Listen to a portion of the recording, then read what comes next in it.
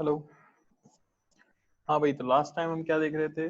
कुछ प्रॉब्लम्स देखी थी हमने न्यूटन के सेकंड लॉ के ऊपर। F बराबर ma। हमें समझ आ गया है कि अगर किसी भी डायरेक्शन का नेट फोर्स लिख दिया जाए तो उस डायरेक्शन में एक्सेलरेशन पता किया जा सकता है। और हमने पता किया था एक टर्म यूज होती है सिस्टम। सिस्टम हम किसे बोलते हैं? बेसिकली सिस्टम हो सकता है दो या दो से ज्यादा पार्टिकल्स का कॉम्बिनेशन। आप सिंगल पार्टिकल को भी एक सिस्टम मान सकते हो। बेसिकली जो भी नॉर्मल रिएक्शन एक सिस्टम के अंदर वाले पार्टिकल्स एक दूसरे के ऊपर लगा रहे होते हैं वो इंटरनल फोर्स बन जाता है। तो हमने देखा था कि कई बार क्वेश्चन सॉल्व करने में हमें आसानी होती है अगर हम साथ में मूव करने वाले दो या दो से ज्यादा ब्लॉक्स को एक सिंगल ब्लॉक के सिस्टम से रिप्लेस कर दें तो एक्सेलरेशन बड़ी आसानी से निकाला जा सकता है। क्या वो क्लियर था सबको? और अगर आप उनके बीच का नॉर्मल रिएक्शन कैलकुलेट करना चाहते हो तो आपको इंडिविजुअल फ्री बॉडी डायग्राम बनाना पड़ रहा था। ठीक है ना? आई होप यहाँ तक क्लियर है सभी को। आगे देख लेते हैं और किस टाइप के क्वेश्चंस हो सकते हैं। तो देखो, मान लो कि ये क्वेश्चन है हमारे पास।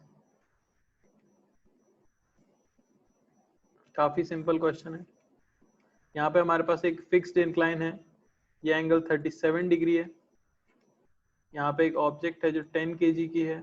ए नाम दे देते हैं इसे। ये आपकी पुली है और यहाँ एक ऑब्जेक्ट लटक रही है जो कि 2 kg की है। तो आपको बताना है कि acceleration of A and B with respect to ground क्या होगा। Acceleration of A and B with respect to ground.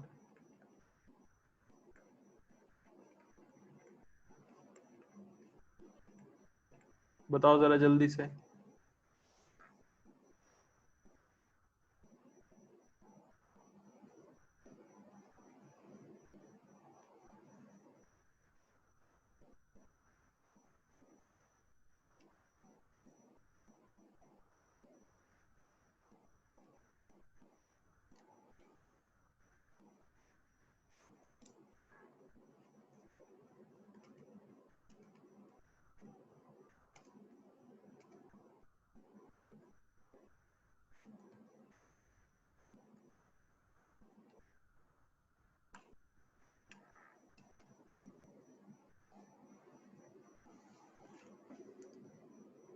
तो काफी सिंपल क्वेश्चन है। आपको सिर्फ दो फ्री बॉडी डायग्राम्स बनाने हैं।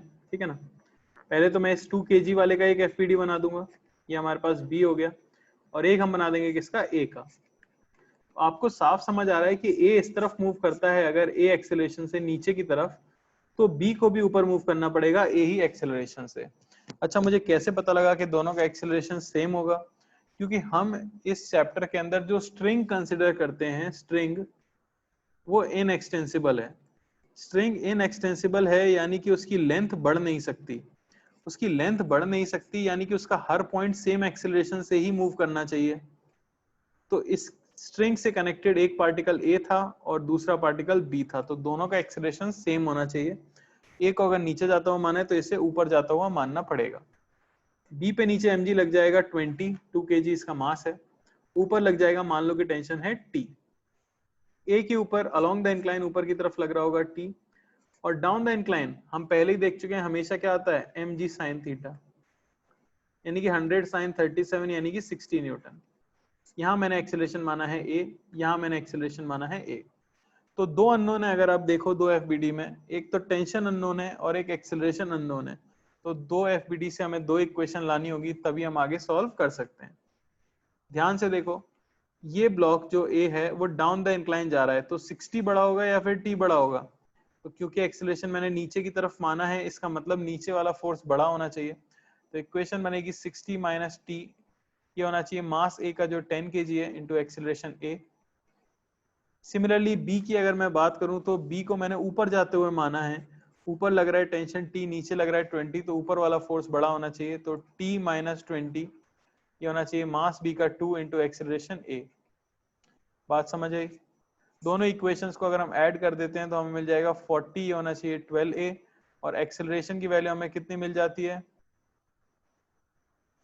10/3। तो 10/3 मीटर पर सेकेंड स्क्वायर एक्सेलरेशन होगा ए का और बी का। क्या ये क्लियर हुआ है सभी को? बताओ भाई। क्लियर है? ठीक है, चलो एक और कर लेते हैं।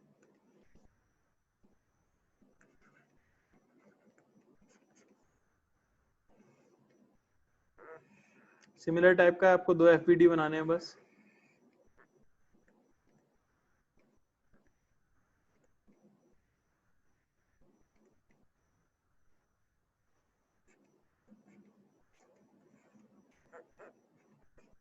ठीक है, तो ये ए है हमारे पास, ये बी है, ये ले लेते हैं 10 kg का, और ये ले लो आप 5 kg का। ठीक है ना? एक्सेलरेशन ऑफ ए और बी आपको बताना है।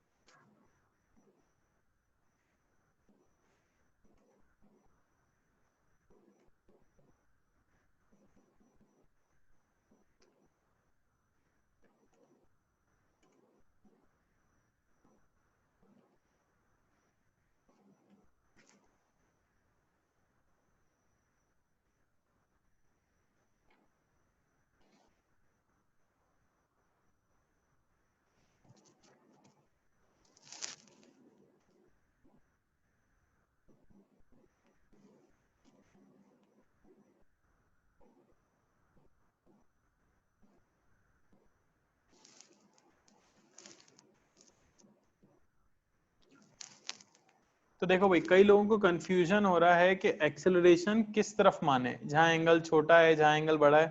तो आपको दिमाग लगाना ही नहीं है, सारा दिमाग न्यूटन लगा चुके हैं पहले। आप अपनी मर्जी से मान लो। जैसे कि कॉमन सेंस से मुझे पता लग रहा है शायद 10 kg नीचे जाना चाहिए, पर मैं उल्टा मान लूंगा, तो भी देखना आपका आंसर तो सही आएगा। मैंने इसे ऊपर जाते मान लिया, इसे नीचे जाते मान लिया, उससे कुछ फर्क नहीं पड़ता है, आपका आंसर देखना सेम ही आएगा। बी का एक बार एफबीडी बनाना होगा, एक बार ए का एफबीडी बनाना होगा। एक्सिस ड्रॉ कर लेता हूं मैं फटाफट। ये हॉरिजॉन्टल, ये वर्टिकल, ये अलोंग द इंक्लाइन, ये perpendicular to incline. Horizontal, vertical, along the incline, perpendicular to incline. तो ये एंगल है 37 डिग्री, तो ये भी 37, 37, 37। यहाँ ये है हमारे पास 53, 53, 53 और 53। अब देखो बस एफबीडी में फोर्सेस ड्रॉ करना रह गया है। ये मैंने बनाया है बी का, तो बी पे mg नीचे कितना लग रहा होगा? 50। और क्या लगेगा? टेंशन लगेगा इस तरफ T, और एक नॉर्मल लगेगा इस तरफ N। ए पे mg लगेगा नीचे 100, एक टेंशन लगेगा इस तरफ T, एक नॉर्मल लगेगा इस तरफ N। अच्छा, नॉर्मल तो हमेशा परपेंडिकुलर टू इंक्लाइन लगता है, हमें तो मतलब सिर्फ अलोंग द इंक्लाइन है, क्योंकि ब्लॉक सिर्फ along the incline he move कर सकता है। इसका एक्सेलरेशन मैंने नीचे माना है a, और इसका एक्सेलरेशन अलोंग द इंक्लाइन मैंने ऊपर माना है a। यानी आपको सिर्फ अलोंग द इंक्लाइन फोर्सेस चाहिए। तो 100 का कंपोनेंट इस तरफ जो आ जाएगा वो आ जाएगा 100 साइन 37 डिग्री, यानी कि 60। जबकि इसका कंपोनेंट अलोंग द इंक्लाइन अगर आप लोगे तो वो आएगा 50 साइन 53 डिग्री, यानी कि 40। तो इसको नीचे चलते हुए माना है, तो देखो 40 बड़ा होगा या t बड़ा होगा? बड़े फोर्स की डायरेक्शन में चलती है ऑब्जेक्ट, नीचे चलता माना है, यानी 40 बड़ा होगा, तो 40 माइनस टी, ये होना चाहिए mass into acceleration a। Similarly दूसरी ऑब्जेक्ट के लिए अगर मैं इक्वेशन लिखूं, इसे मैंने ऊपर चलते माना है, t बड़ा होगा या 60 बड़ा होगा? तो ऑब्वियसली ऊपर चलता माना है तो t बड़ा होगा, तो t माइनस 60, ये होना चाहिए मास इंटू a। दोनों को अगर आप ऐड करते हो आपको मिलेगा -20, ये होना चाहिए 15a। बात समझ आ रही है? -20 इज इक्वल टू 15a। और यहां से आपको इक्वेशन मिल जाएगी, एक्सेलरेशन होना चाहिए -4/3 मीटर पर सेकंड स्क्वायर। अच्छा, माइनस साइन क्या रिप्रेजेंट कर रहा है? माइनस साइन ये रिप्रेजेंट कर रहा है कि जो डायरेक्शन आपने एक्सेलरेशन की ली है ना, एक्सेलरेशन एक्चुअली उससे ऑपोजिट डायरेक्शन में। तो क्योंकि मैंने माना था कि 10 kg ऊपर चलता हुआ होगा, लेकिन आंसर नेगेटिव आ गया, इसका मतलब 10 kg एक्चुअली नीचे स्लाइड कर रहा है 4/3 मीटर पर सेकंड स्क्वायर से। तो आप किधर भी मानो, आंसर का साइन आपको बता देगा कि आपका एक्सेलरेशन का अजम्पशन सही था या गलत था। अरे बात समझ आ रही है क्या? क्लियर है? चलो और देख लेते हैं।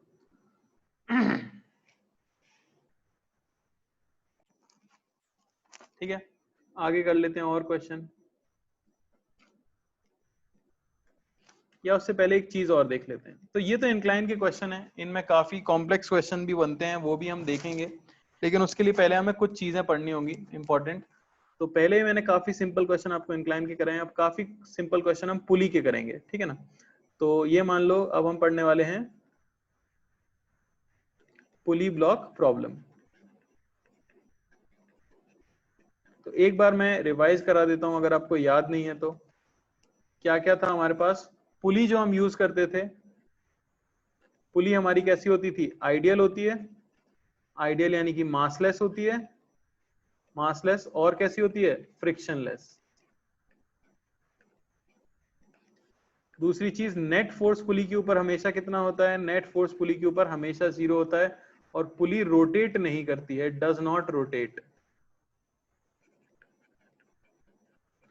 पुली के ऊपर नेट फोर्स 0 होता है, पर क्या पुली का एक्सेलरेशन हो सकता है? हाँ, pulley can have acceleration, pulley can have acceleration. Acceleration हो सकता है, पर वो किस वजह से होता है? अगर उससे कोई रस्सी बंधी हुई है और वो रस्सी चल रही है तो। सिमिलरली स्ट्रिंग जो इस चैप्टर में हम यूज करते हैं, स्ट्रिंग भी हम कैसे यूज करते हैं? आइडियल स्ट्रिंग यूज करते हैं। आइडियल का मतलब क्या हो जाता है भाई? मासलेस हो जाती है और इनएक्सटेंसिबल हो जाती है, यानी कि उसकी लेंथ कैसी है? कांस्टेंट है। नेट फोर्स स्ट्रिंग के हर पार्टिकल पे भी क्या होता है? 0 होता है।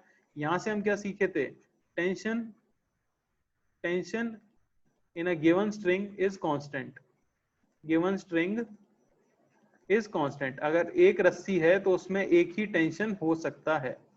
और क्या देखा था? String can only pull, string सिर्फ और सिर्फ पुल कर सकती है, वो पुश नहीं कर सकती है। क्या है? क्लियर है? चलो अब हम पढ़ लेते हैं पुली ब्लॉक प्रॉब्लम। उसमें सबसे इजी जो पुली ब्लॉक प्रॉब्लम आती है वो आती है एटवुड्स मशीन की। एटवुड्स मशीन। अब बुक्स में फॉर्मूले वगैरह लिखे रहते हैं इसके, पर मैं कोई फॉर्मूला नहीं लिखाने वाला हूँ। मेरे हिसाब से एनएलएम में कोई फॉर्मूला है ही नहीं। कुछ ट्रिक्स हैं, कुछ मेथड्स हैं, उन्हीं पे हमें फोकस करना है। कोई फॉर्मूला में नहीं लिखाने वाला हूँ जो आप रटो, M1 A1 M2 A2 ये सब चीजें नहीं लिखनी है हमें। एटवुड्स मशीन किसे बोला जाता है? तो ये बड़ी साधारण सी मशीन है। छत से एक पुली लटका दो और एक रस्सी से 2 पत्थर लटका दो, ये बन गई एटवुड्स मशीन।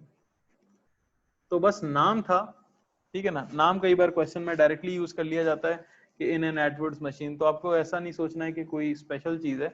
बस एक पुली से 2 पत्थर लटके हुए हैं, हो गई आपकी एटवुड्स मशीन। यहाँ पे आप क्लियरली देख सकते होगे कि अगर दोनों पत्थरों का मास सेम होता है तो मशीन आपकी किस में रहेगी? इक्विलिब्रियम में रहेगी, ब्लॉक्स आपके इक्विलिब्रियम में रहेंगे। लेकिन अगर M1 और M2 इक्वल नहीं है, अगर M1 और M2 आपके इक्वल नहीं है, तो ऑब्वियसली क्या होगा? एक्सेलरेट होंगे ये, क्योंकि वो इक्विलिब्रियम में नहीं रह पाएगा। तो हमें वही कैलकुलेट करना है, acceleration and tension in the string, acceleration of blocks and tension in the string.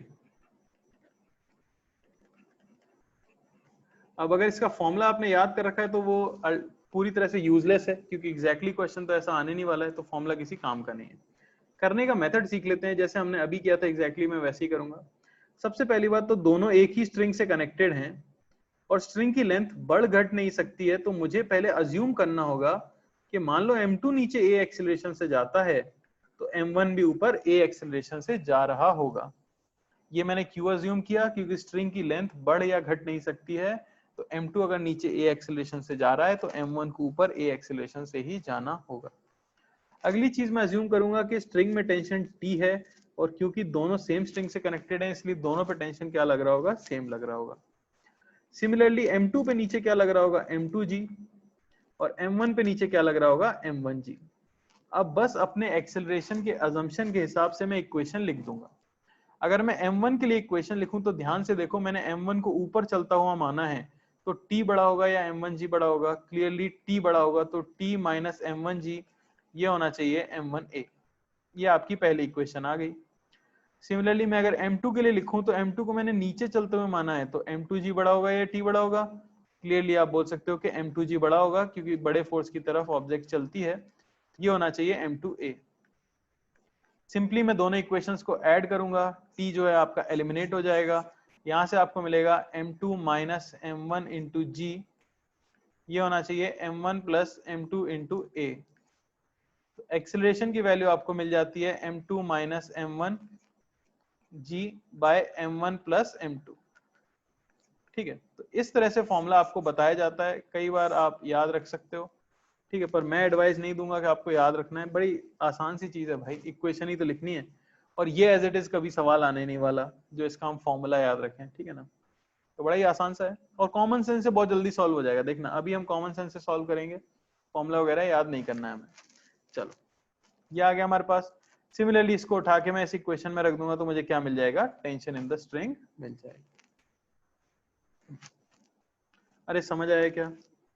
बस अब देखो एक क्वेश्चन करके बताऊंगा मैं इसके ऊपर और बताऊंगा कि कैसे सॉल्व करना चाहिए। आपको इक्वेशन भी लिखने की जरूरत नहीं पड़ेगी, ध्यान से देखना।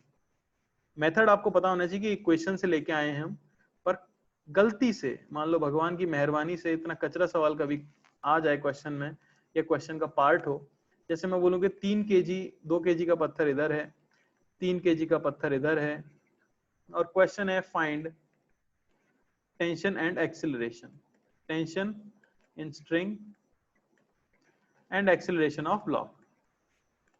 तो आंसर मत बताओ क्योंकि आंसर तो कोई भी बता सकता है, या तो आप फॉर्मूले में रख दोगे या आप इक्वेशन लिखोगे। मैं आपको एक तरीका बता रहा हूँ, ठीक है ना। पूरी इक्वेशन हम नहीं लिखने वाले हैं। इक्वेशन सभी लोग लिख सकते हैं कि नहीं लिख सकते? देखो मेथड 1 में आपको बता देता हूँ इक्वेशन लिख के, तेजी से मैं इक्वेशन लिखूंगा एकदम, देखना। नीचे मानूंगा मैं इसमें 20, इसमें लग रहा है नीचे 30, ये नीचे चला A से, ये ऊपर चला A से, इसमें टेंशन T, इसमें टेंशन T। फटाफट इक्वेशन लिखूंगा मैं, देखो मेथड 1 है हमारा, इक्वेशन हो जाएगी T माइनस 20 बराबर 2A और 30 माइनस T बराबर 3A। यहाँ से मुझे मिल जाएगा 10 इज इक्वल टू 5A और एक्सीलरेशन मिल जाएगा 2 मीटर पर सेकंड स्क्वायर। ये तो मेथड हो गया, मैंने इक्वेशंस लिखी हैं। M2 देखो, मेथड 2 में आप डायरेक्टली एक्सीलरेशन लिख सकते हो, ठीक है। अब वो फॉर्मूला मैं दिमाग में नहीं रख रहा हूं, लेकिन देखो मैं फॉर्मूला ही अप्लाई करूंगा और कॉमन सेंस से अप्लाई करूंगा। ऐसा सोच के देखो कि एक पुली के दोनों साइड में अगर रस्सी डली हुई है और आप दोनों तरफ से रस्सी को पकड़ लो और इक्वल फोर्स से खींचो, तो क्या किसी भी साइड से रस्सी ऊपर नीचे होगी?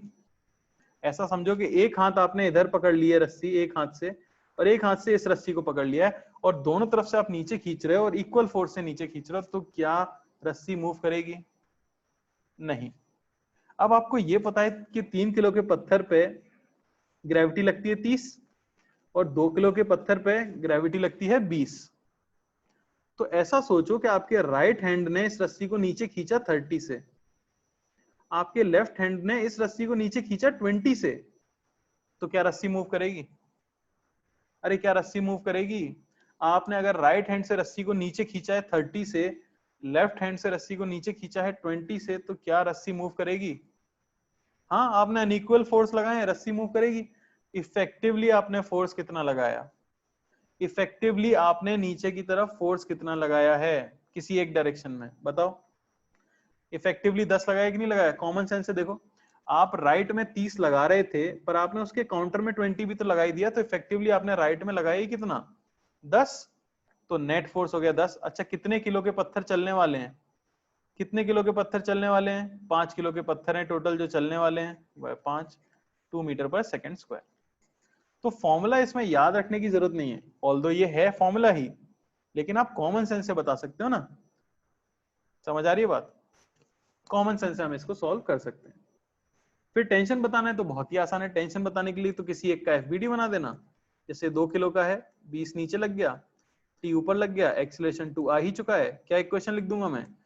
t माइनस 20 ये होना चाहिए मास इंटू एक्सेलरेशन, t आ गया आपका 24 न्यूटन। अरे है कि नहीं, आसान सवाल। चलो एक आप कर लो, तेजी से आंसर देना, सेकंड्स में आंसर आना चाहिए, ठीक है ना। एकदम सेम क्वेश्चन दे रहा हूं सिर्फ टाइम पास के लिए, फटाफट मैं क्वेश्चन लिखना खत्म करूं और तब तक आंसर आ जाना चाहिए।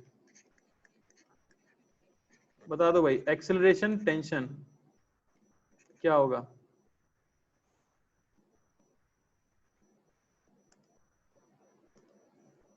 बढ़िया बढ़िया बढ़िया, फोड़ दिया भाई।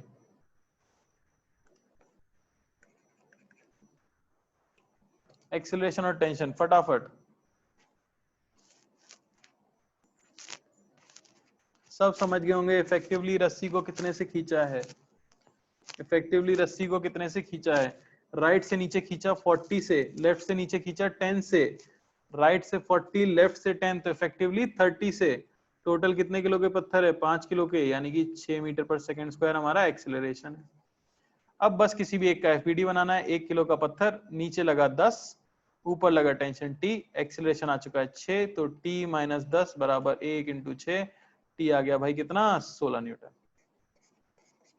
अरे है ना एकदम आसान, अरे है कि नहीं आसान? क्लियर है? थोड़े से अलग सवाल के ऊपर चलते हैं। चलो देखो, सेम ही है पर इसे एटवुड्स मशीन नहीं बोलेंगे, ठीक है ना। वो एटवुड्स मशीन की थ्योरी खत्म हो गई वहीं पे, इतना सही था। अब ये पत्थर है हमारे पास, ये 1 केजी का है, ये 2 केजी का है, ये 2 केजी का है। इसे मैं बोल देता हूँ स्ट्रिंग 1, ये है आपकी स्ट्रिंग 2, ये A, ये B, ये C। पहला क्वेश्चन है आपका acceleration of blocks, acceleration of blocks. दूसरा है आपका tension 1 comma T2, T1 comma T2। पहली और दूसरी स्ट्रिंग में टेंशन बताना है। ये भी उस लॉजिक से फटाक से एक्सेलरेशन तो आ जाएगा, सेकंड्स में एक्सेलरेशन आ जाएगा। कॉमन सेंस लगाओ अपना, सिर्फ देखो रस्सी को राइट में कितने से खींच रहे हो, लेफ्ट में कितने से खींच रहे हो। बहुत बढ़िया।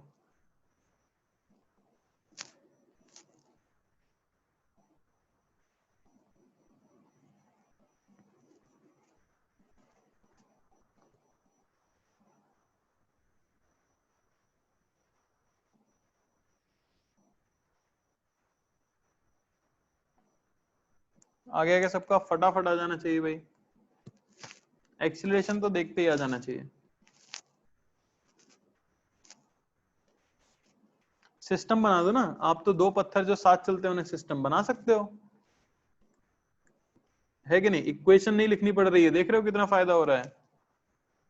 इक्वेशन नहीं लिखनी पड़ रही है। देखो राइट में टोटल कितना पत्थर है भाई? 3 किलो, तो नीचे खींचा 30 से, राइट में 30 लेफ्ट में 20, राइट में 30 लेफ्ट में 20, इफेक्टिवली 10। टोटल पत्थर कितने किलो के चल रहे हैं? 2 और 2 4 और 1 5, 2 मीटर पर सेकंड स्क्वायर। अरे खत्म हो गया। T1 चाहिए तो किसी एक पत्थर का एफबीडी बना दे। किसका बना दे? 2 केजी जो लेफ्ट में बना हुआ है उस पर लग रहा होगा T1, नीचे लग रहा होगा 20, एक्सेलेरेशन निकाल ही चुके हैं 2, तो T1 माइनस 20 ये होना चाहिए 2 इंटू 2, T1 आ गया भाई 24 न्यूटन। फटाफट फटाफट आंसर आ जाएगा। अरे समझ आया कि नहीं? किसी को डाउट T1 कैसे निकाला मैंने? किसी को डाउट? T2 के लिए इसमें टेंशन चाहिए, C का बना देता हूं फटाफट। C पे नीचे लग रहा है 10, ऊपर लग रहा होगा T2, एक्सेलरेशन हम निकाल ही चुके हैं नीचे 2, तो 10 माइनस T2 बराबर मास इंटू एक्सेलरेशन।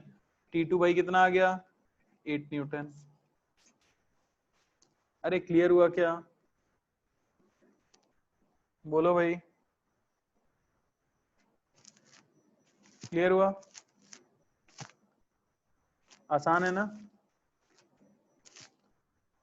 और एक करें, चलें अगले पे या किसी को डाउट है? चलो अगले पे चलते हैं, डाउट वाउट की कहां बात है इसमें।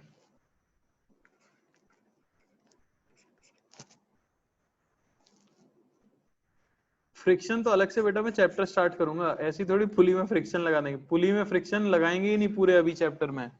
पुली में फ्रिक्शन आएगा जब 11th खत्म हो रही होगी, रोटेशन में आता है। पुली में फ्रिक्शन तो जिंदगी बर्बाद करने वाले काम है, थोड़ा लंबा कर देता है क्वेश्चन को काफी।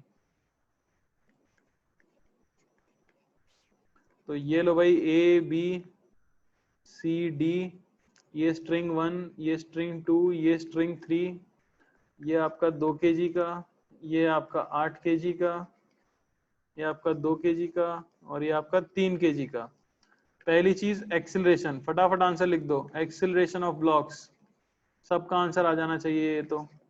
फिर T1, T2 और T3। एक्सिलरेशन तो फटाफट आंसर दे ही दो भाई फटाफट।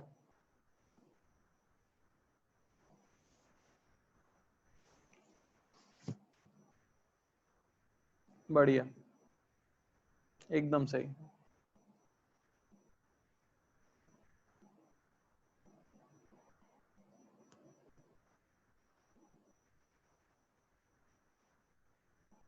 आदित्य एक बार चेक करो भाई, कुछ गड़बड़ हो रही है। बाकी अभी तक कम से कम 10-15 लोगों ने दे दिया है सही आंसर। बढ़िया, सबका आना चाहिए यार ये तो, और कैसे समझें।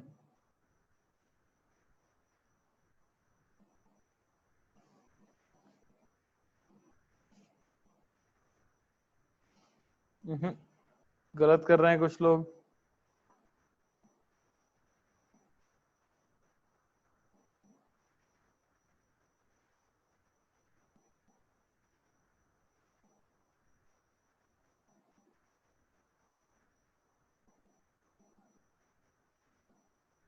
ध्यान से, थोड़ा सा ध्यान दो भाई, बिल्कुल थोड़ा सा ध्यान देना है।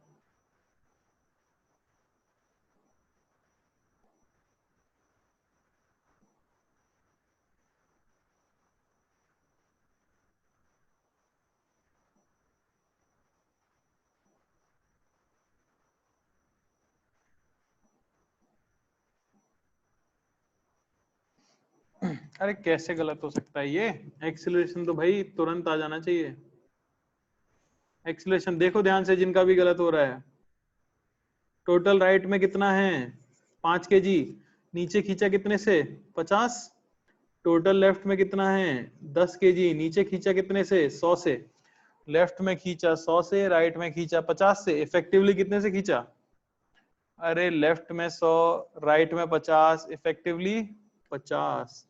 टोटल मास कितना चल रहा है, लेफ्ट में 10 किलो, राइट में 5 किलो, 15 किलो।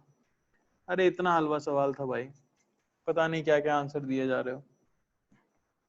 टेंशन के लिए वीडियो बनाने पड़ेंगे बस ध्यान से एक क्वेश्चन लिखना टेंशन के लिए।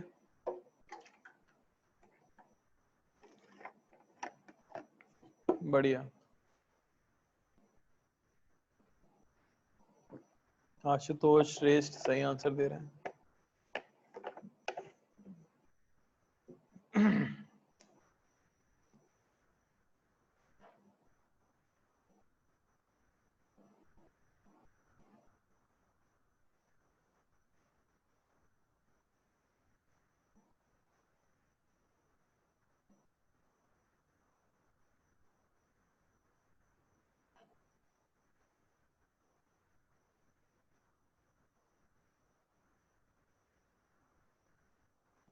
T2 और T3 तो एक लाइन में आ जाएगा T2 और T3 तो एक लाइन में आ रहा होगा।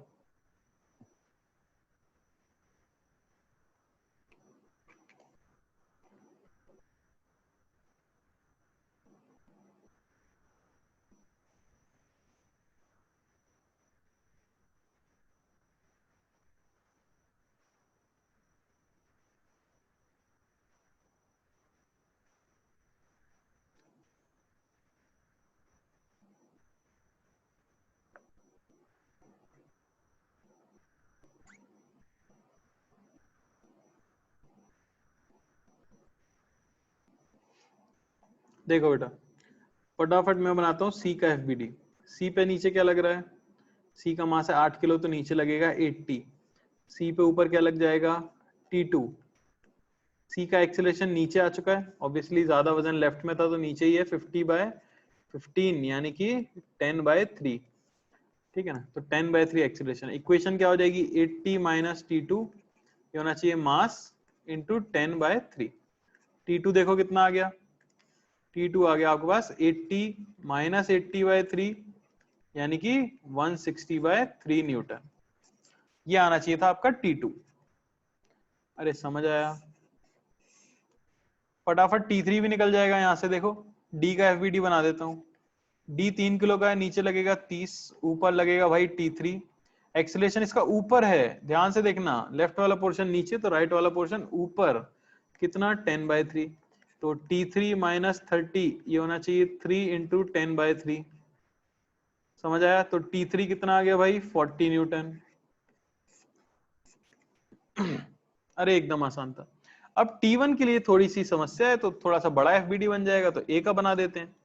ए है 2 किलो का, नीचे लग गया 20, ए के ऊपर नीचे लगेगा T2 भी, कई लोग T2 नहीं लगाएंगे गलती से, ध्यान देना ए से T2 भी कनेक्टेड है, ऊपर लग रहा है T1 और ए का एक्सेलरेशन है नीचे 10/3। ध्यान से देखो, ए का FBD पहले मैंने उस पर mg लगाया, फिर नीचे वाली रस्सी का T2 लगाया, ऊपर वाली रस्सी का T1 लगाया। इक्वेशन क्या बनेगी, इक्वेशन 20 प्लस T2 ये लग रहा है नीचे, माइनस T1 लग रहा है ऊपर, ये होना चाहिए मास इंटू एक्सेलरेशन 10/3। T2 हम पहले ही निकाल चुके हैं 160/3, उसको उठा के यहां रख देता हूं मैं, तो ये हो गया 20 प्लस 160/3 माइनस 20/3, ये हो जाना चाहिए T1। अरे भाई बात समझ आई क्या, तो ये हमें कितना मिल गया T1 200/3।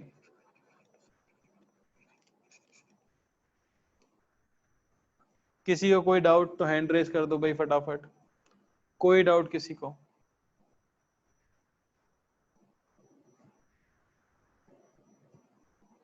बोलो, कोई डाउट किसी को।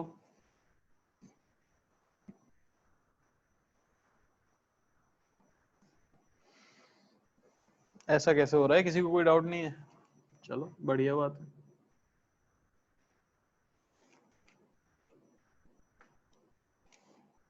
और कर लेते हैं एक आध।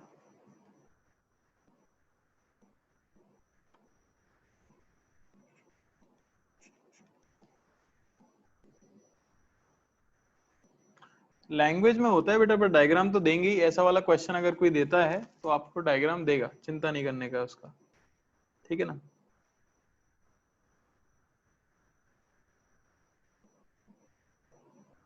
अच्छा एक अच्छा क्वेश्चन कर लेते हैं, चलो ये आपके मॉड्यूल का क्वेश्चन है, देखते हैं कितने लोगों से हो पाता है। जिन्होंने पहले से किया है वो तो अच्छी बात है, जिन्होंने नहीं किया है उनका देख रहा हूं मैं। तो यहाँ 4m है, यहाँ 4m है, बिल्कुल बेटा इसी चैप्टर में स्ट्रिंग कंस्ट्रेंट और वेज कंस्ट्रेंट आएगा, जस्ट इसी के बाद हम शुरू करने वाले हैं, ठीक है ना। और यहाँ कनेक्टेड है आपका m, ठीक है, इसको A नाम दे दो, इसको B नाम दे दो, इसको C नाम दे दो। पहला क्वेश्चन है आपका acceleration of A and B, अच्छा क्वेश्चन है, ध्यान से करना। दूसरी चीज आपको बतानी है टेंशन इन S1, ये आपका S1 है, ठीक है। ये एंगल मान लो दिया हुआ है आपको 37 डिग्री, ये भी है 37 डिग्री। करो, ध्यान से करना, इमेजिन करने की कोशिश करो क्या हो रहा होगा, इमेजिन करने की कोशिश करो बस।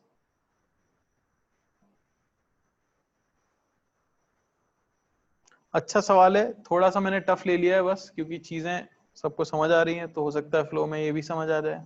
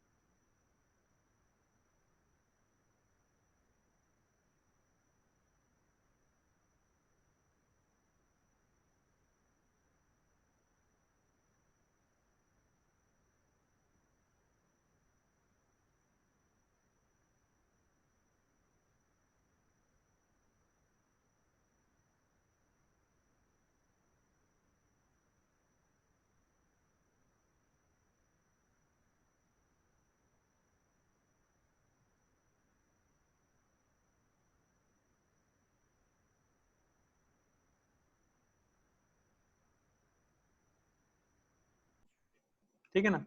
क्या किया मैंने, सिर्फ 4m का एफपीडी बनाना शुरू किया है, तो 4m पे नीचे लग गया 4mg, ऊपर टेंशन लग गया t, और एक्सेलरेशन मैंने मान लिया है नीचे a।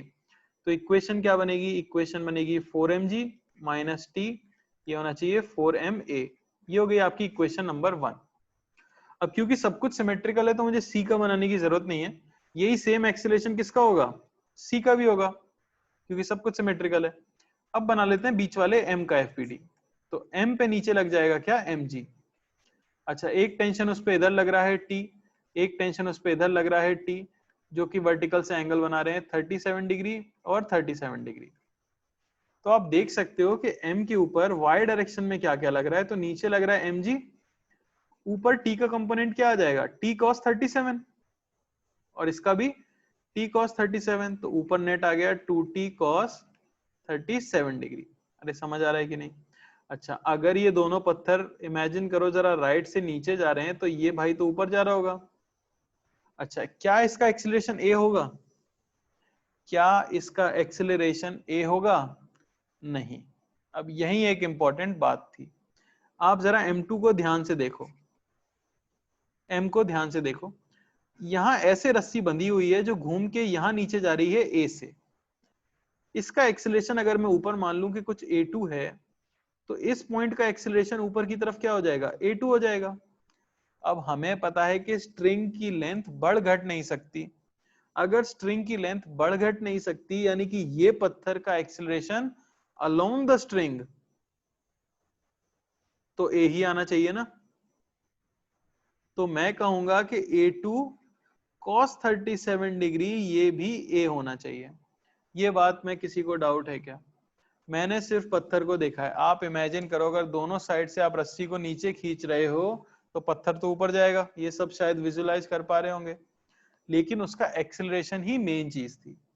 तो मैंने मान लिया कि उसका एक्सेलरेशन ऊपर होगा कुछ a2, तो क्योंकि स्ट्रिंग की लेंथ बढ़ घट नहीं सकती, तो इस पॉइंट का acceleration along the string length को कांस्टेंट रखने के लिए क्या आना चाहिए, a2 cos 37 डिग्री। तो ये मुझे मिल जाएगा कि a2 की वैल्यू क्या होगी, ये हो जाएगी 5a/4। मैंने सिर्फ cos 37 डिग्री की वैल्यू पुट कर दी। अब इसके लिए मैं बना दूंगा क्या, इक्वेशन, ये a2 है, तो आएगा 2t cos 37 degree minus mg, ये होना चाहिए ma2। तो इक्वेशन क्या बनी, 2t cos 37 डिग्री यानी कि 4/5, यानी 8/5 इंटू टी माइनस mg, ये होना चाहिए मास इंटू a2। समझ आ रही बात। तो ये हो गया 5ma/4। ये है आपकी इक्वेशन नंबर 2। अब देखो जरा, एक्सेलरेशन और टेंशन सिर्फ दो अननोन्स हैं। कितने लोगों को मेथड और कॉन्सेप्ट समझ आया है क्वेश्चन का, किसी को कोई डाउट है तो हैंड रेज करे अभी जल्दी से, हैंड रेज करो भाई फटाफट।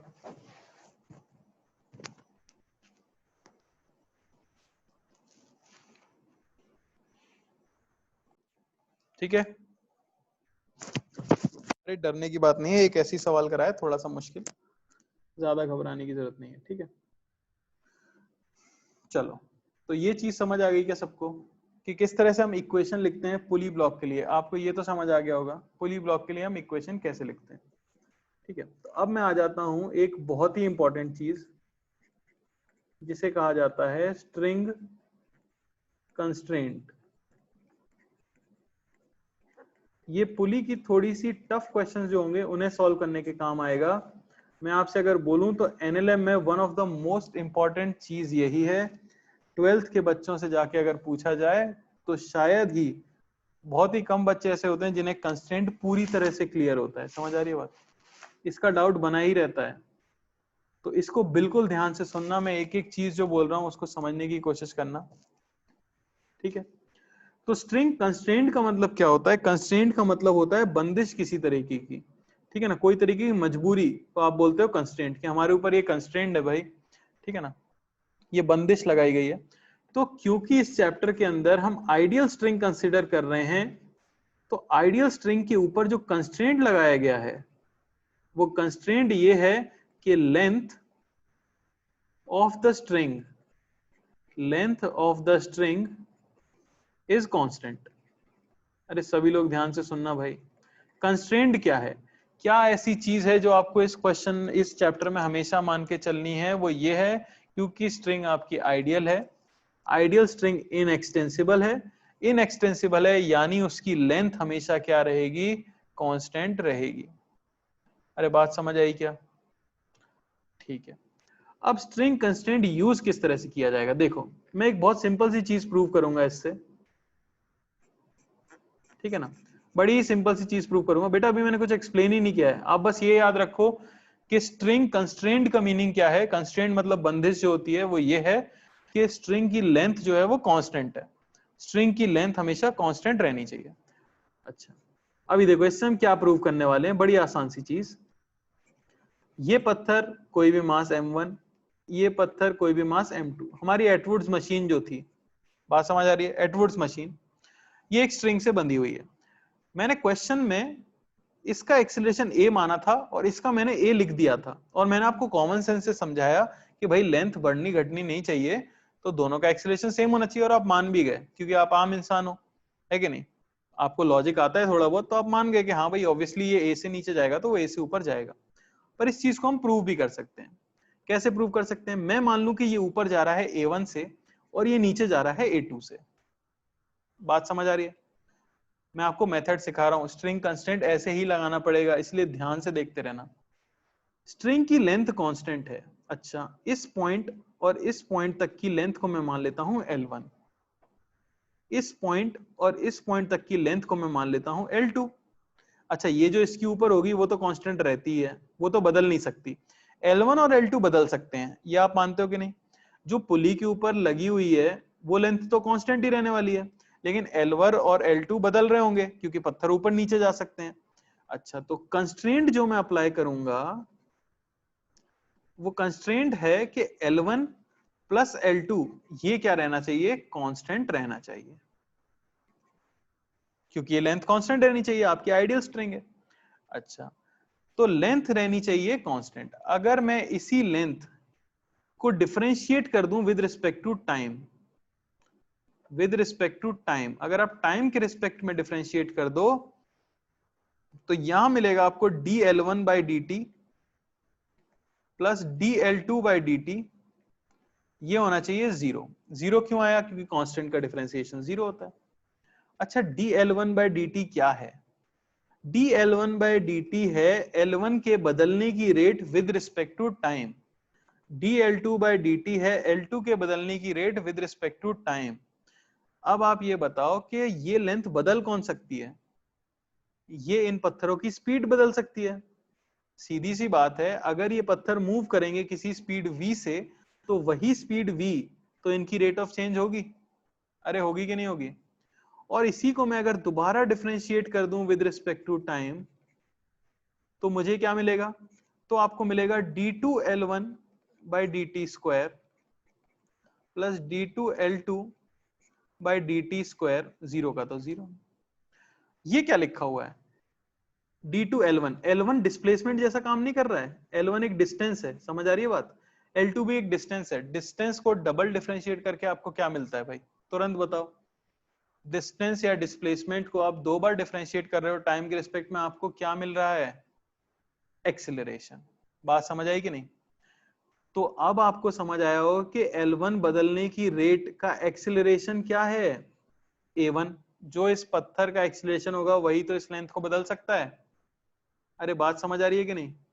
अच्छा, L1 बढ़ रहा होगा या घट रहा होगा समय के साथ? L1 जो डिस्टेंस है ये समय के साथ बढ़ रहा होगा या घट रहा होगा? बताओ भाई जल्दी से।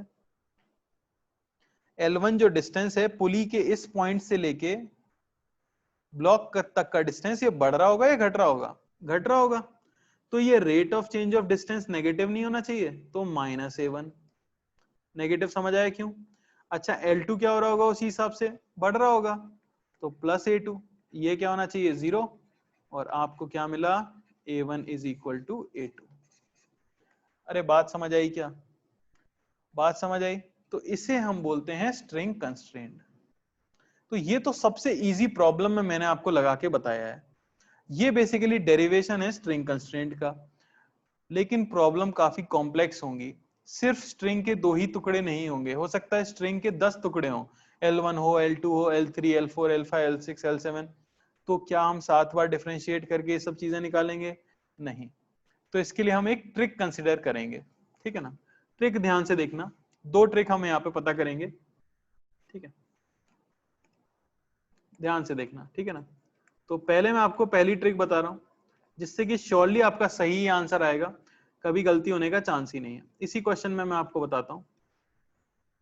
ये रही आपका ब्लॉक M, ये रहा आपका ब्लॉक M2, कुछ भी मास से तो कोई मतलब नहीं है। अच्छा, ये सारी चीजें एक्सेलरेशन के लिए भी वैलिड है, डिस्प्लेसमेंट के लिए भी वैलिड है, और वेलोसिटी के लिए भी वैलिड है। जैसे अगर इन पत्थरों की वेलोसिटी के बीच में रिलेशन चाहिए होता ना, ये अगर v1 है, ये अगर v2 है, तो भाई यहां से देख लो, फिर वही चीज आ गई थी आपकी, v1 बराबर v2 आ गया था। सिमिलरली इनका डिस्प्लेसमेंट किसी टाइम में पूछा जाए तो x1 बराबर x2 आ जाता। तो जो रिलेशन डिस्प्लेसमेंट में आती है वही वेलोसिटी में आती है और वही एक्सेलरेशन में आती है। ट्रिक नंबर 1 देखो भाई ध्यान से, आपको जब भी स्ट्रिंग कंस्ट्रेंट अप्लाई करना हो, आप सिर्फ लेंथ के टुकड़ों को देख लो, कौन कौन से टुकड़े हैं। एक आपका ये L1 है, एक आपका ये L2 है, और सीधे लिख दो कि L1 प्लस L2 ये क्या रहना चाहिए? कांस्टेंट। अब बस मैं यहाँ क्या करूंगा, दोनों एंड्स को देखूंगा, ध्यान से देखना। मैं L1 के लिए रेट ऑफ चेंज लिखने वाला हूं। मान लो कि दिया हुआ था कि ये नीचे जा रहा है आपका किसी स्पीड किसी एक्सेलरेशन A1 से, और ये ऊपर जा रहा है एक्सेलरेशन A2 से। ध्यान से देखो भाई, मैं क्या करूंगा, स्ट्रिंग के दोनों एंड्स देखूंगा। L1 के दोनों एंड्स आप देखो, और जब आप किसी एक एंड को देख रहे हो तो दूसरे एंड को रेस्ट पे मानो। L1 के कितने एंड है? 2 एंड है। जिस एंड को मैं ऑब्जर्व कर रहा हूं उसके दूसरे वाले एंड को मैं रेस्ट पे मानूंगा। तो मान लो कि मैं इस एंड को ऑब्जर्व कर रहा हूं, तो ये रेस्ट पे हो गया, इसे मैंने रेस्ट पे माना है। अब बताओ कि ये एंड इस लेंथ को बढ़ाने की कोशिश कर रहा है या घटाने की कोशिश कर रहा है? मेरी बात समझने की कोशिश करो। ये L1 लेंथ थी आपके पास, समझ आ रही है बात? ये पुली के ऊपर रखा हुआ एक एंड है, ये ब्लॉक से अटैच दूसरा एंड है, ठीक है ना, ये ब्लॉक से अटैच्ड है। इसको रेस्ट पे मानते हुए ये वाला एंड लेंथ को बढ़ाने की कोशिश कर रहा है या घटाने की कोशिश कर रहा है? तो ये कुछ कोशिश नहीं कर रहा है, ये रेस्ट पे है ना भाई। अरे ये रेस्ट पे है कि नहीं है? बेसिकली ये इस पुली से कनेक्टेड है, रस्सी इस पे स्लाइड हो रही होगी, उससे मत कंफ्यूज हो। रस्सी भले ही स्लाइड होगी, पर ये एंड अगर रुक जाए तो क्या पुली के इस पॉइंट से ब्लॉक तक की डिस्टेंस चेंज हो सकती है? अरे चेंज हो सकती है क्या डिस्टेंस? नहीं। तो L1 के लिए इस एंड का तो आंसर क्या आया मेरे भाई? 0। अब मैं क्या करूंगा, अब मैं इस एंड को रेस्ट पे मानते हुए दूसरे एंड को देखूंगा जो कि M मास के पत्थर से कनेक्टेड है। अच्छा, M नीचे जा रहा है A1 से, तो ये पत्थर भी नीचे जा रहा होगा A1 से। अब बताओ लेंथ बढ़ रही है या घट रही है? लेंथ बढ़ रही है या घट रही है? ये जो एंड है ये लेंथ को बढ़ाने की कोशिश कर रहा है या घटाने की कोशिश कर रहा है? अरे दिख रहा होगा ना भाई, ये एंड रेस्ट पे है, ये एंड नीचे A1 से जा रहा है, तो ये लेंथ L1 को बढ़ाने की कोशिश कर रहा है या घटाने की कोशिश कर रहा है? अरे कॉमन सेंस है, लोग आंसर क्यों नहीं दे पा रहे? बढ़ा रहा है। तो जब भी लेंथ को कोई बढ़ाने की कोशिश करे तो आप उसे प्लस साइन के साथ लिखो। बात समझ आई? आप उसे प्लस साइन के साथ लिखो। ये आपका L1 खत्म हो गया। अब देखो मैं L2 को लिखूंगा, सबका सही होना चाहिए। ये दो एंड्स हैं, ये दो एंड्स हैं। पहले मैं इस एंड को रेस्ट पे ले आता हूं, तो ये एंड क्या करने की कोशिश कर रहा है? बढ़ा रहा है घटा रहा है? इस एंड को मैं रेस्ट पे ले आऊं तो ये एंड क्या कोशिश कर रहा है? बढ़ा रहा है घटा रहा है? कुछ नहीं कर रहा भैया, ये तो अपनी जगह पे रुका हुआ है, प्लस। अब इस एंड को रेस्ट पे ले आऊं तो ये एंड बढ़ा रहा है या घटा रहा है? ये एंड बढ़ा रहा है या घटा रहा है? देखो जरा ध्यान से, डिक्रीज कर रहा है। अरे ऊपर जा रहा है ना, तो लेंथ घटेगी कि नहीं घटेगी? तो जब भी घट रहा हो तो माइनस साइन के साथ लिख दो, तो -A2 ये हो जाना चाहिए, आगे कर दो आप 0। A1 बराबर आपको क्या मिला? A2। अरे बात समझ आई? मैं एक और क्वेश्चन करके दिखाऊंगा, एक से काम नहीं चलेगा, ठीक है ना। ये हमने एक किया है, दूसरा देखो जरा ध्यान से, दूसरा देखो।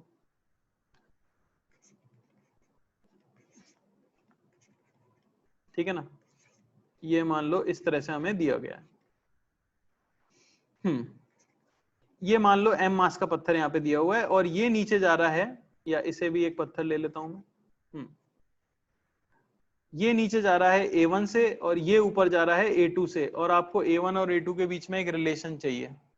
ध्यान से देखना भाई, ध्यान से देखना, किसी को आंसर देने की जरूरत नहीं है, मैं सिर्फ समझाने की कोशिश कर रहा हूं। मेरा मोटिव है सबको समझ आ जाए जो मेथड है। सारी लेंथों को पहले मैं नाम दे देता हूं। एक ये लेंथ है हमारे पास L1,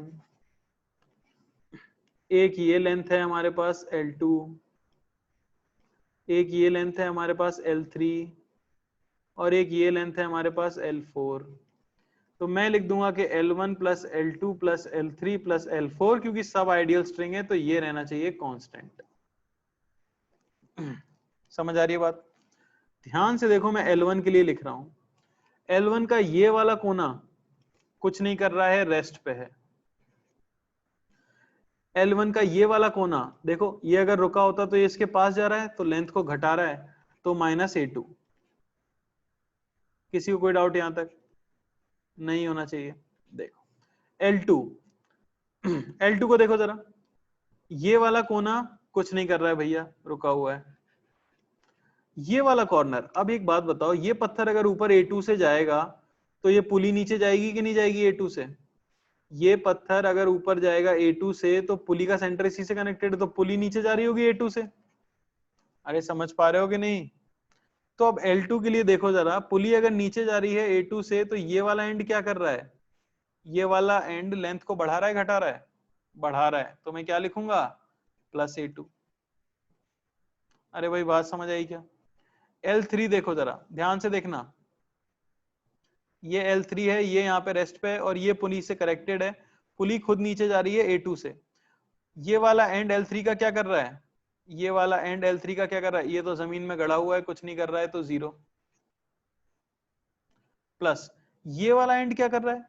ये वाला एंड पुली के साथ नीचे आ रहा है A2 से, तो लेंथ को क्या कर रहा है मेरे भाई? घटा रहा है, तो -A2। और फाइनली आपका L4। L4 को देख लेते हैं। L4 ये रहा आपका, एक पत्थर से कनेक्टेड है जो नीचे जा रहा है A1 से, और एक पुली से कनेक्टेड है जो पुली खुद नीचे आ रही है A2 से। तो ये वाला एंड क्या कर रहा है मेरे भाई? ये वाला एंड, इसको रेस्ट पे मान लो अगर, तो ये वाला लेंथ, ये वाला एंड बढ़ा रहा है या घटा रहा है? घटा रहा है, तो -A2।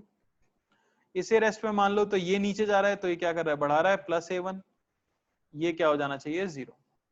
देखो जरा क्या आया, ये कट गया हमारे पास, और मुझे एक क्वेश्चन जो मिली है वो मिली है A1 बराबर 2A2। तो ये रिलेशन होगी इनके एक्सेलरेशन के बीच में। वेलोसिटी के बीच में पूछी होती तो V1 बराबर 2V2, ये रिलेशन वैलिड होती। बात समझ आ रही है?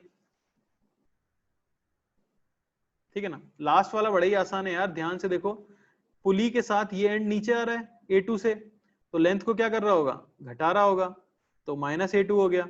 और ये एंड क्या कर रहा है? ये ब्लॉक के साथ नीचे जा रहा है, इसको रोक दो अगर, इसको आप रोक दो अगर, तो ये अगर नीचे जाता है A1 से तो बढ़ा रहा होगा, तो +A1, और सॉल्व कर दिया सीधे से। अरे बात समझ आई क्या? अरे बात समझ आई क्या? ये है आपका मेथड। ठीक है, तो इसमें थोड़ा सा दिमाग लगता है। मैं नहीं मान सकता कि हर एक बच्चे को समझ आएगा, क्योंकि हर एक बच्चे में दिमाग हो ऐसा जरूरी नहीं है। ठीक है ना? लेकिन ये बेसिक है, इससे कभी आपका गलत नहीं होगा। हम सिर्फ सारी लेंथों को नाम देते हैं, उनके दोनों कोनों को देखते हैं, और बस बढ़ा रहा है या घटा रहा है, बढ़ा रहा है या घटा रहा है, ये सॉल्व करके हम आंसर दे देते हैं। अरे बात समझ आ रही है क्या? इसको मैं वर्ड्स में लिखा नहीं पाऊंगा, ये मेथड क्या है, इसे आपको अपने वर्ड्स में ही लिखना पड़ेगा। समझ आ रही बात? ठीक है, अब देख लेते हैं इसके लिए दूसरा मेथड जो है, जो दूसरा मेथड ज्यादातर लोग समझ पाते हैं। ठीक है ना? वो भी अगर समझ नहीं आए तो फिर तो भगवान मालिक हो जाएगा। ठीक है ना? तो अब हम देख रहे हैं दूसरी ट्रिक, जो कि बड़ी आसान है। यही क्वेश्चन ले लेता हूं मैं जो मैंने अभी लिया था।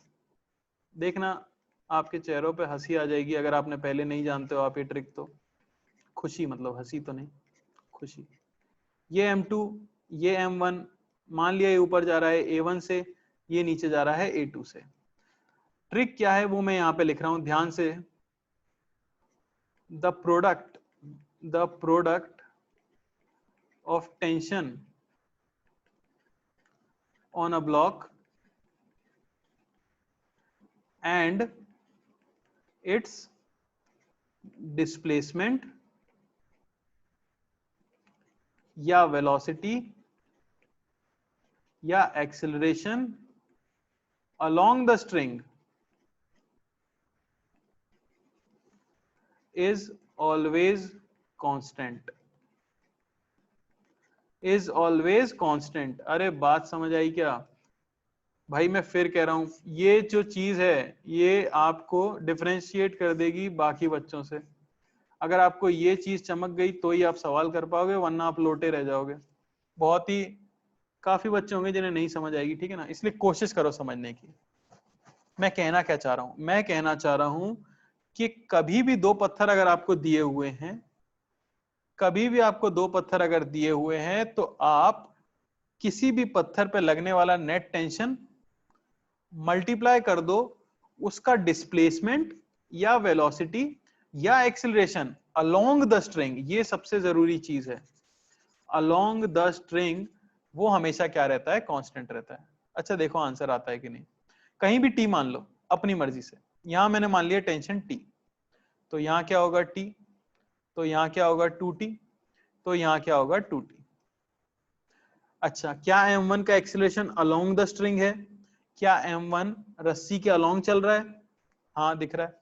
क्या m2 रस्सी के अलोंग चल रहा है? उसी की लाइन पे चल रहा है? हाँ चल रहा है। तो इनके कंपोनेंट्स तो पहले से ही रस्सी के अलोंग है। अब मुझे क्या करना है? सिंपली टेंशन इंटू एक्सिलरेशन, ये क्या करना है? इक्वल। तो भाई m1 पे क्या लग रहा है? 2t इंटू उसका एक्सिलरेशन क्या है? a1। ये इक्वल होना चाहिए। m2 पे क्या लग रहा है? t इंटू उसका एक्सिलरेशन क्या है? a2। तो आंसर क्या आया? a2 बराबर 2a1। अरे बात समझ आई क्या? a2 बराबर 2a1 आ भी गया आंसर। अब तुम कहोगे कि भाई ट्रिक 1 तो बहुत ही घटिया है कि नहीं? ट्रिक 1 ने तो हमारा जीवन बर्बाद कर दिया था, ट्रिक 2 तो एकदम हलवा है। तो ट्रिक 2 ही क्यों ना यूज करें हम हमेशा? अरे है कि नहीं? तो वो आपकी श्रद्धा के ऊपर है, आपको जो अच्छा लगे आप वो यूज कर सकते हो। ठीक है, ट्रिक 1 कई बार सेटिस्फेक्शन से दे जाती है कि आंसर सही ही आएगा। ठीक है, ट्रिक 2 थोड़ा सा हो जाता है, हम ये भूल जाएं अगर अलोंग द स्ट्रिंग, कई बार ये मिस कर जाते हैं बच्चे और सिर्फ टेंशन इनटू एक्सीलरेशन को इक्वल कर देते हैं। ठीक है, तो गलत हो जाता है। ठीक है, अलोंग स्ट्रिंग नहीं हुआ से मतलब नहीं है बेटा, आपको कंपोनेंट अलोंग द स्ट्रिंग लेना है। जो भी हो एक्सेलरेशन, जहां भी हो, रैंडम हो, आप कंपोनेंट ले लो सिर्फ अलोंग द स्ट्रिंग वाला और उन्हें मल्टीप्लाई कर दो। देख लेते हैं एक सवाल इसके ऊपर। चलो देखो जरा।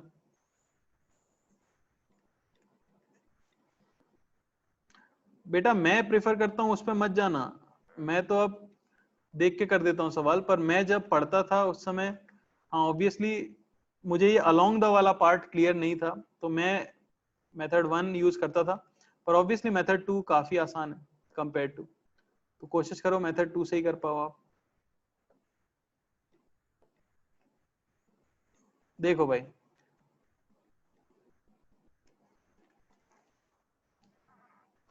तो जैसे सवाल दिया है कि ये पत्थर नीचे जा रहा है 10 मीटर पर सेकंड से, स्पीड दी गई है, तो आपको बताना है कि इसकी स्पीड क्या होगी। ये हमारा क्वेश्चन है, ये हमारा फिक्स्ड है। ठीक है, ट्राई करने का कोशिश करो सभी लोग, क्या आंसर आता है।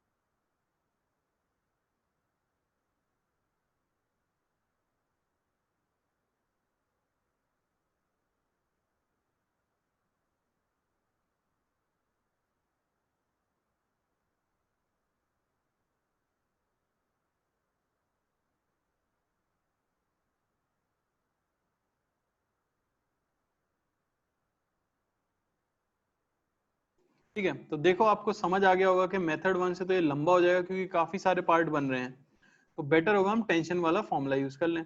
तो यहाँ टी है अगर, तो यहाँ टी है, यहाँ हमें क्या मिल जाएगा 2t, यहाँ भी क्या होगा 2t, यहाँ क्या हो जाएगा 4t, तो यहाँ भी क्या होगा 4t। तो बस सिंपली आपको 4t इंटू टेंशन उसमें कितना है, सॉरी टेंशन तो 40 into speed along the string ही है पूरी 10, तो इंटू 10 ये इक्वल हो जाना चाहिए, इसमें टेंशन कितना है t इंटू इसकी स्पीड कितनी है अलोंग द v। भाई v कितना आ गया 40 मीटर पर सेकेंड। अरे कितना आसान है, अरे है कि नहीं आसान।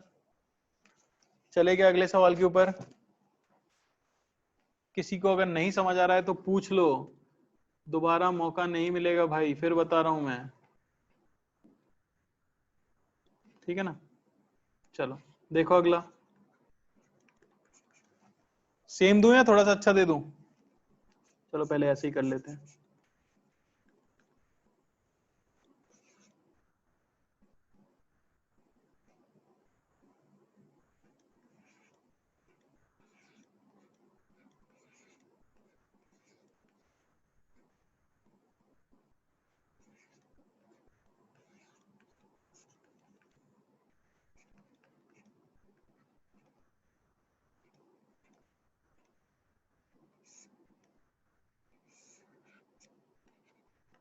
ठीक है, तो ए की स्पीड जो ऊपर है 10 मीटर पर सेकेंड, तो आपको बताना है स्पीड ऑफ बी,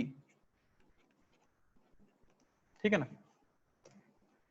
स्पीड के लिए वैलिड है, एक्सेलरेशन के लिए वैलिड है, डिस्प्लेसमेंट के लिए वैलिड है, सेम रिलेशन आएगी तीनों में। बता दो भाई, फटाफट आंसर आना चाहिए, सबका सही भी आना चाहिए।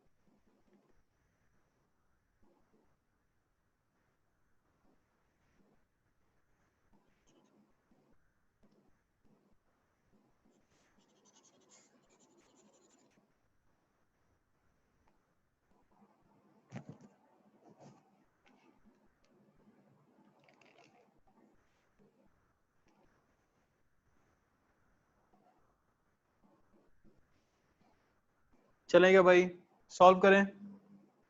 अरे एकदम साधारण सवाल, सॉल्व करें, कहीं पे भी टी मानना है सिर्फ। ये देखो भैया, टी माना है यहाँ पे, अच्छा टाइम ले लो कोई बात नहीं, टाइम दे देते हैं थोड़ा।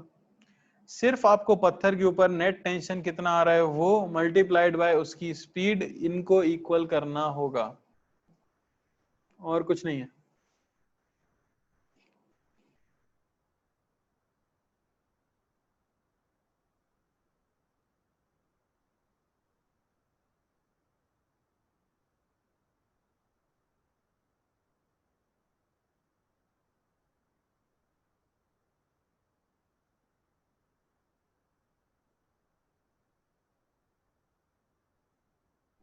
देखो भाई, टी अगर यहाँ पे माना है तो पूरी स्ट्रिंग में टेंशन टी ही होगा, ठीक है ना, टी।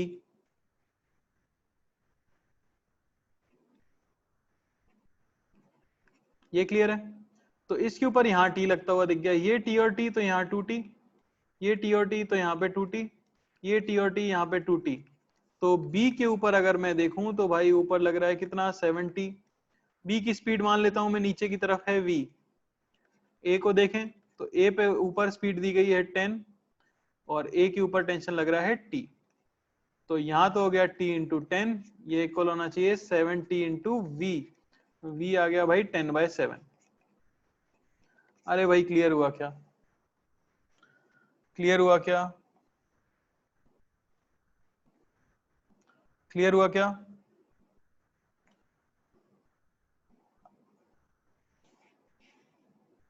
करें, चलें थोड़े से बेटर क्वेश्चन के ऊपर। ये तो तुम समझ गए एकदम हलवा है कि नहीं?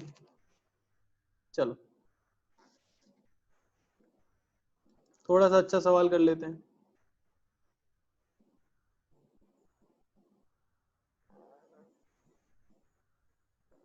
ये देखो भाई, अब थोड़ा सा इंटरेस्ट आएगा।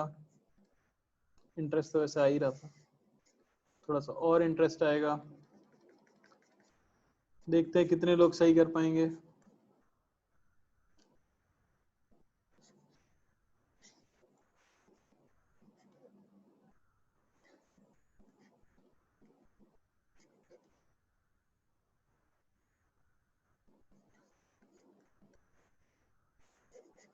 मन से बनाए जा रहा हूं मैं, जो मेरे दिमाग में आ रहा है बस।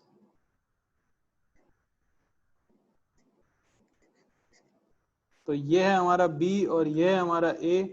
ये चल रहा है यहाँ पे 10 मीटर पर सेकंड से, और ये है आपका 37 डिग्री। तो आपको इसकी स्पीड बतानी है। बताओ, समझ आ रहा है ना? ये रस्सी इस बार टेढ़ी है, रस्सी जो बंधी हुई है वो इंक्लाइंड है। तो बताओ क्या आएगा?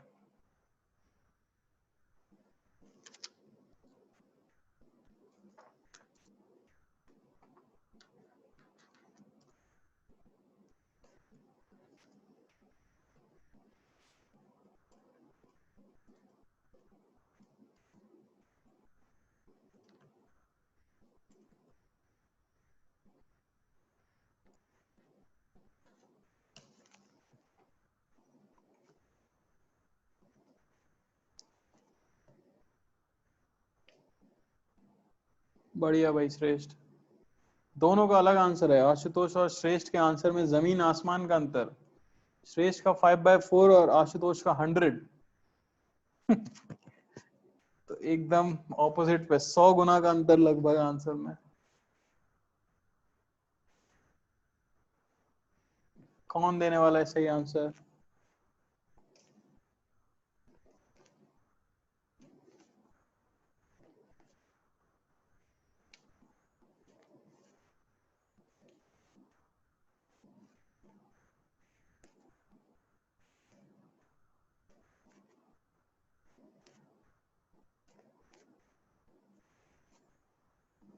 सभी लोग ध्यान से टेंशन मानो और एक्सेलरेशन वेलोसिटी के कंपोनेंट्स अलोंग द स्ट्रिंग ले लो।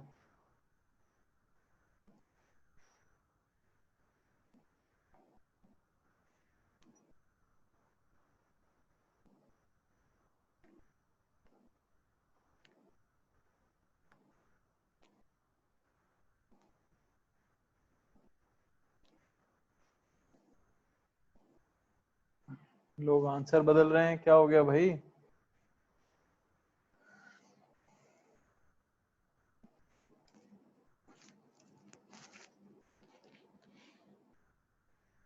ये देखो भाई, तो मुझे क्या करना है, टेंशन एज्यूम करना है कहीं पे, तो यही मान लेता हूं मैं T। तो ये T चलता हुआ आया, यहाँ क्या हो जाएगा T/2, स्प्लिट हुआ है ना। ये T/2, तो यहाँ क्या आ गया T/4। T/4 और यहाँ भी T/4 मिलके फिर क्या हो गया T/2। अरे ये समझ आया कि नहीं? तो B के लिए तो हो गया भाई T/2 इंटू 10। इसकी स्पीड तो अलोंग द स्ट्रिंग ही है, ये इक्वल होना चाहिए इसमें टेंशन T इंटू इसकी स्पीड का कंपोनेंट अलोंग द स्ट्रिंग लेना पड़ेगा बस आपको। तो वो हो जाएगा V cos 37 डिग्री। T से T मर जाएगा, यहाँ पे बचेगा 4V/5। ये हो जाना चाहिए 5, और V आपको मिलेगा 25/4 मीटर पर सेकेंड। अरे समझ आया क्या? बढ़िया। जिनका भी सही था, आप ये मान लो आपने एक अच्छा क्वेश्चन सॉल्व किया है। और ज्यादा मुश्किल क्वेश्चन हम नेक्स्ट क्लास में लेंगे, ठीक है? तो इसको ध्यान से पढ़ के आना अगली बार। एक सिंपल सी ट्रिक है भाई, वेलोसिटी, एक्सेलरेशन या डिस्प्लेसमेंट का component along the string into tension क्या हो जाना चाहिए, सेम। क्लियर है? आज यहीं पे एंड करेंगे, कल यहीं अगली क्लास यहीं से रिज्यूम करेंगे, ठीक है ना?